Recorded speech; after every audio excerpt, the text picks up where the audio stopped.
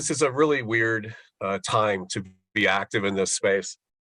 I say that because there's nothing I can say that won't come off as just blazingly obvious. These are issues and times that are incredibly challenging for all of us,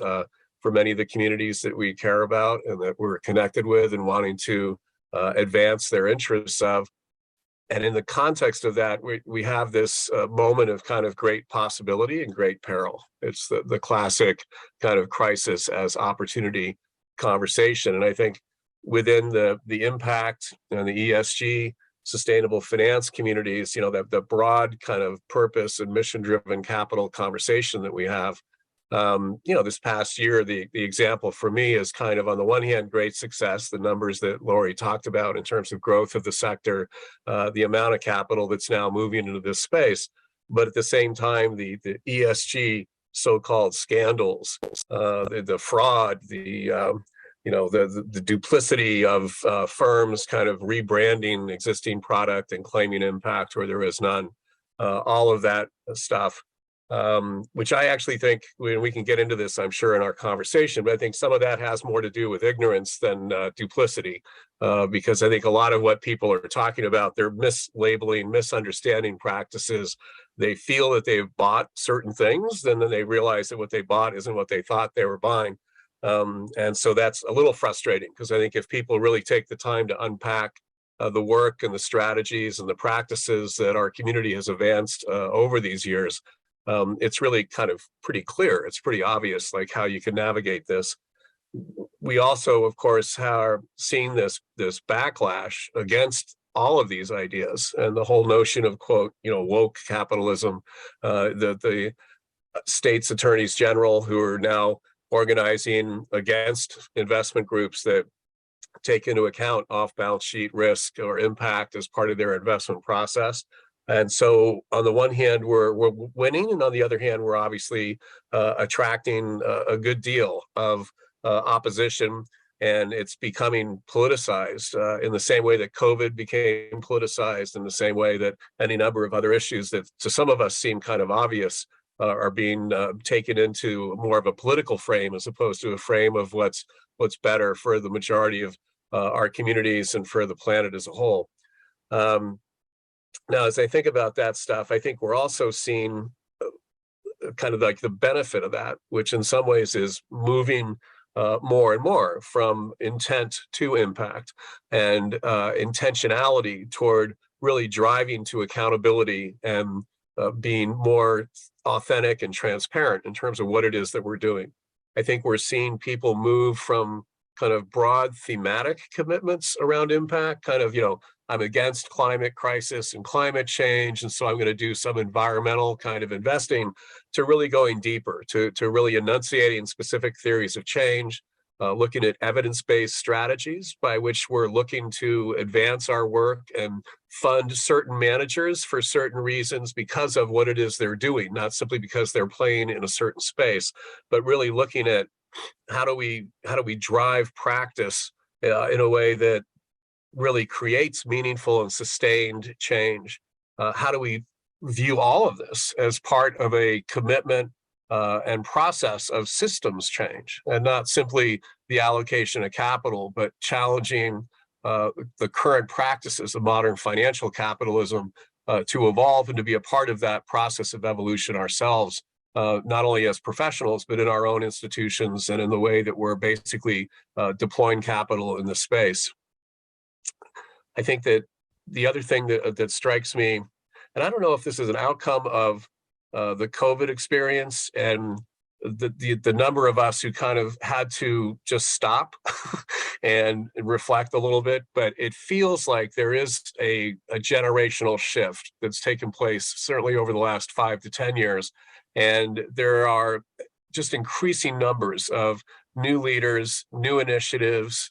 new ideas, and kind of turns on old ideas that are making them kind of relevant in different ways for today. And that I find just really exciting. And at the same time that it's exciting, I think that a lot of us need to engage in the practice of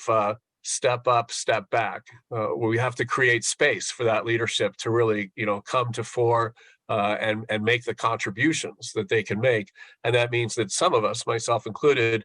need to shut up and talk less and take up less space, if you will, in order to really support the evolution of those new leaders that are evolving and taking control of their lives, of their capital, of their own visions for what they want to see happening. I think that in the face of all the challenges that we have, in face of the opportunities, it becomes even more important that each of us work to become more centered, to become more connected with who we are and what we're doing in this space. I think that we need to be taking the time as individuals to sit more deeply with the questions that we're engaging around and let the answers kind of be co-created in dialogue with each other. I think one of the things that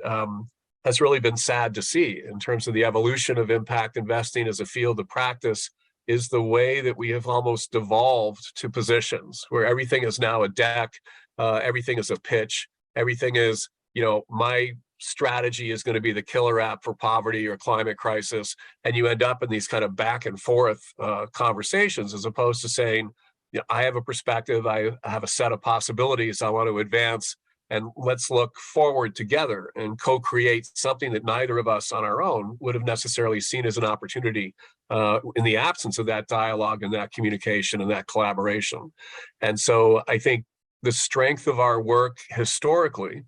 before we went mainstream, I think the way that we thrived on the fringe was really as a process of what I called, 20 some years ago, leadership of the whole, where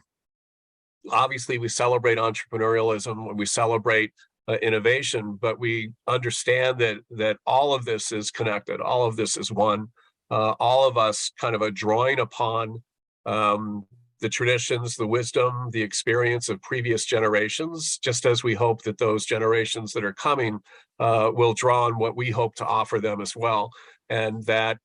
this really is not a question of being a thought leader as much as being a community of practice that is reflective. And I think one of the